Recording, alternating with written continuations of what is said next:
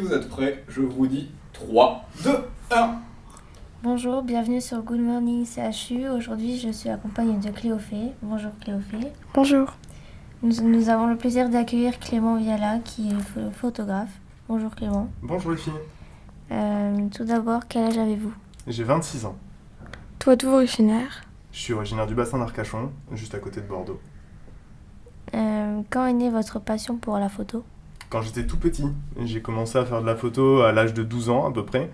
Et de fil en aiguille, j'ai progressé, je m'y suis fortement intéressé. J'ai lu beaucoup de magazines, posé beaucoup de questions autour de moi. Je suis complètement autodidacte, j'ai jamais pris de cours de photo ou suivi de la technique particulière. En fait, j'ai simplement eu beaucoup d'entraînement et puis j'ai acheté du matériel aussi petit à petit. Et puis à l'âge de 18 ans, j'ai monté mon entreprise, tout en étant étudiant. Et que mettez-vous en valeur sur vos photos? Que Mettez-vous en valeur sur vos photos? Alors, ça dépend un petit peu de pas mal de choses. Ça dépend ce que je fais en fait. Quand je fais de la photo de paysage, je souhaite surtout représenter ce que j'ai devant moi au plus fidèle possible. Quand c'est de la prestation, j'essaye de faire plaisir à mes clients, donc que ça soit du particulier ou du professionnel.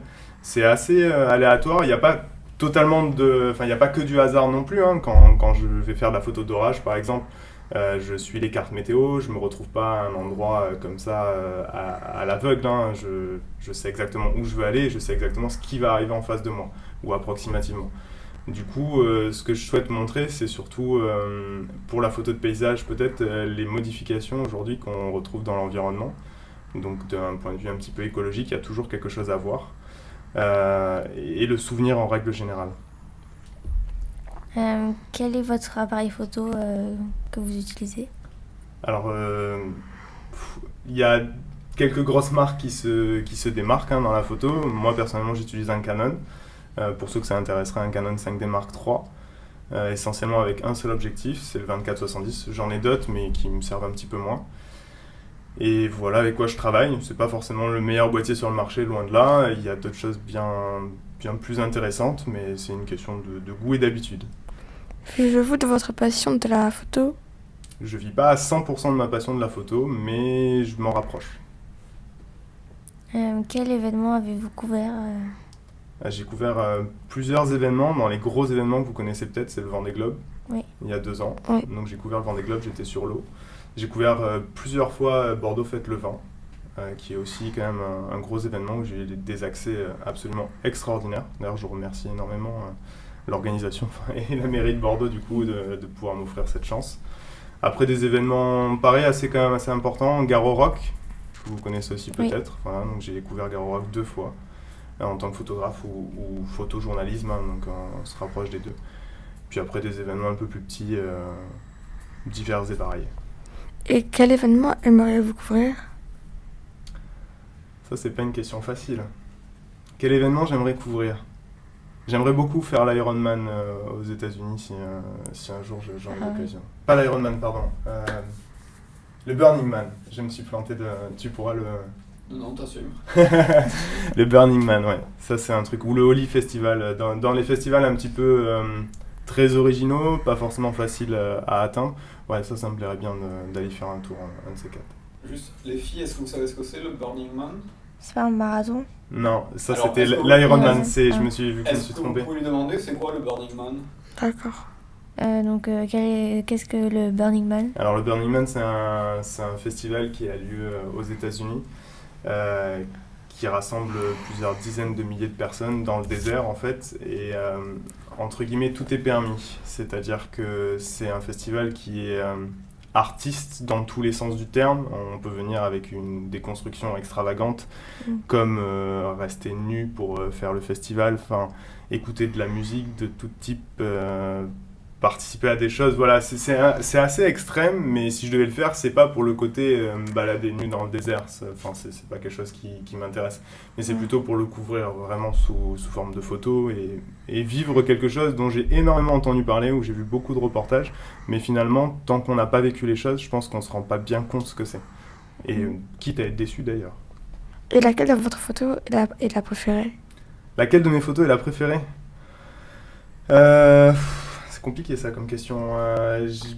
une grosse base de données aujourd'hui. Je voyage un petit peu, quand même, un peu partout dans le monde même.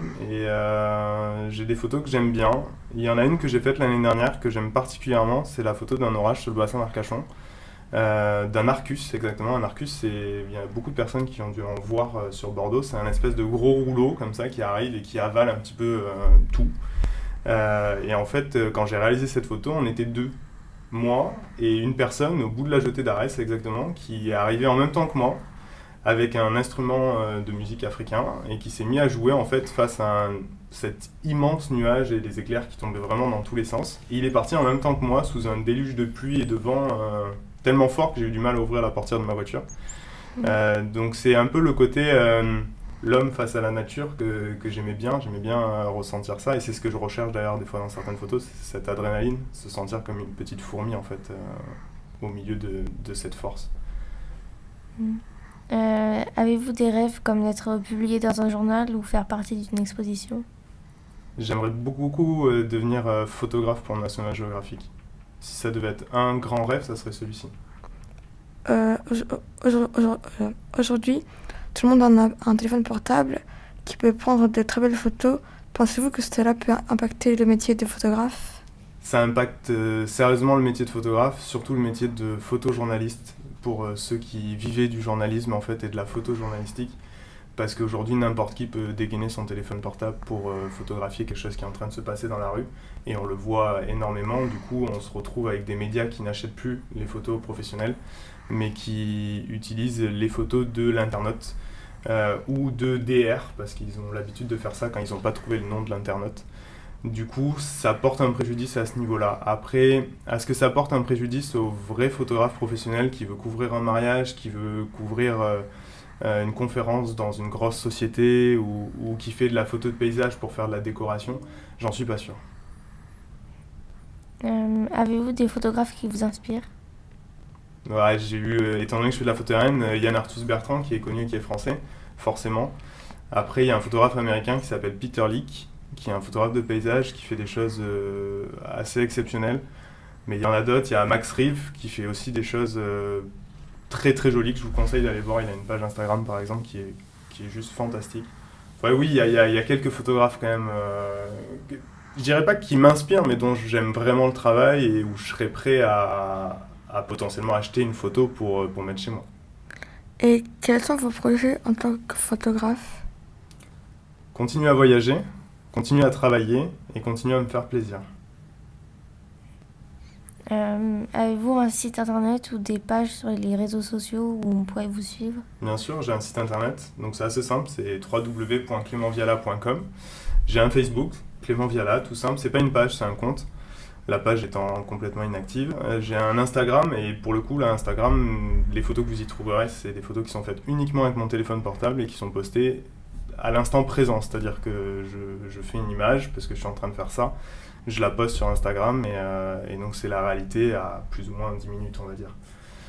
Donc c'est le premier principe d'Instagram, il était là en fait. C'était réaliser une photo avec son téléphone portable pour la mettre sur Instagram. Tandis qu'aujourd'hui, on a tendance à faire dériver où on prend une photo qu'on a fait il y a 3 mois et qu'on la poste. C'est pas le cas de mon Instagram, mais c'est Clément-8V. Et est-ce que vous avez beaucoup d'abonnés, si c'est pas indiscret? Quelques milliers d'abonnés sur Facebook et un chouïa moins de 1000 abonnés sur Instagram du coup, parce que j'utilise pas d'hashtag et je poste pas très régulièrement, on va dire. D'accord. Merci. Merci. Juste avant la conclusion, est-ce que vous voulez demander dans quel pays il aimerait voyager ou Moi j'avais. Est-ce que vous voyagez pour votre activité professionnelle ou juste pour votre plaisir?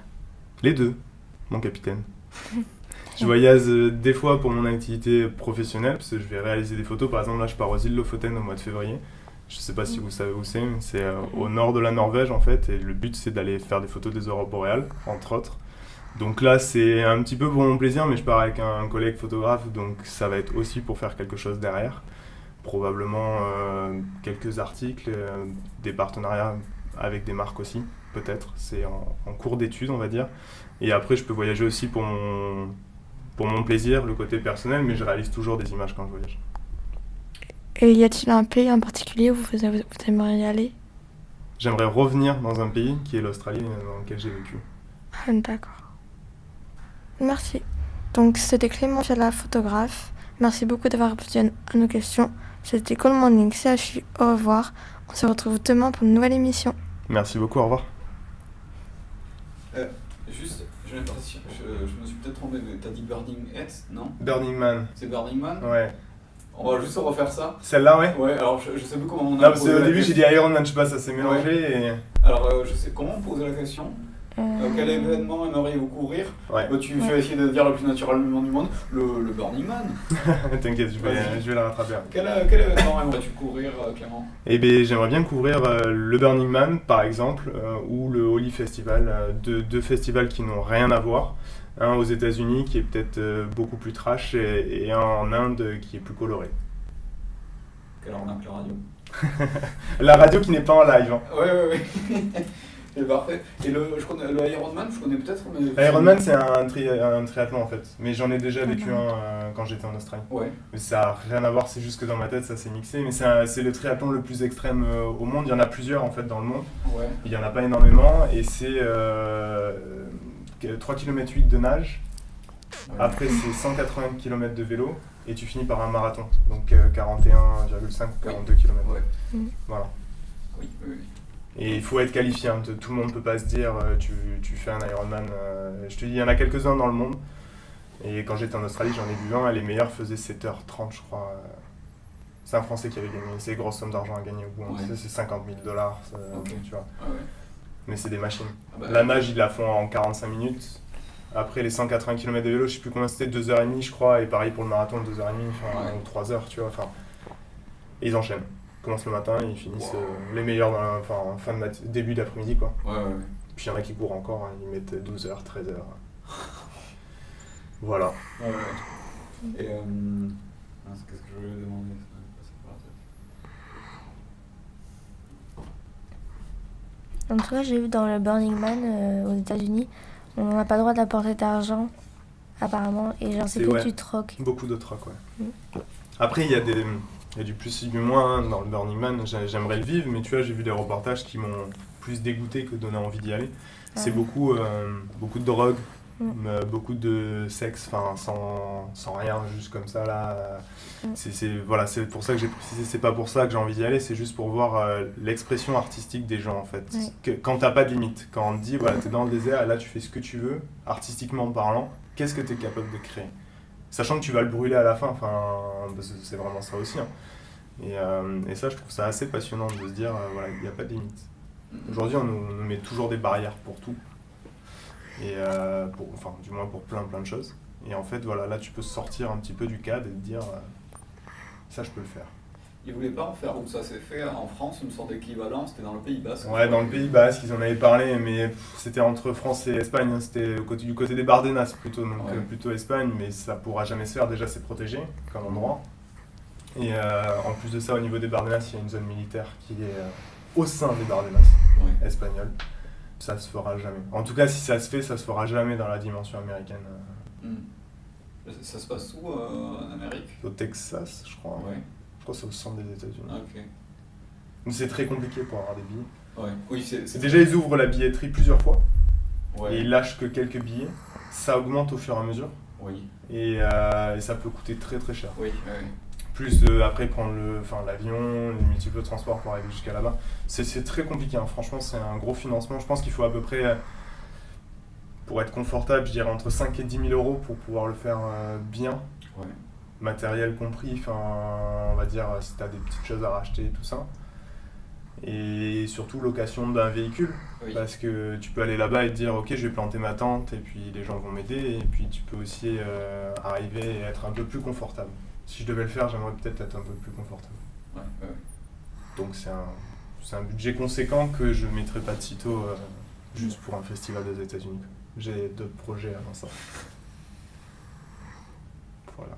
Vous avez des questions, les filles? Non. Non, c'est tout. Non. T'as déjà fait de la photo, toi, Cléo, fait un petit peu? Non. Non, du tout? Non. Avec ton téléphone, peut-être? Non. Même pas? Non? Non. T'as pas de smartphone? Si, mais Si, non. ouais. Tu n'utilises pas trop la fonction téléphone? Non. Photographe? Non. Ok. Moi j'avais un Polaroid.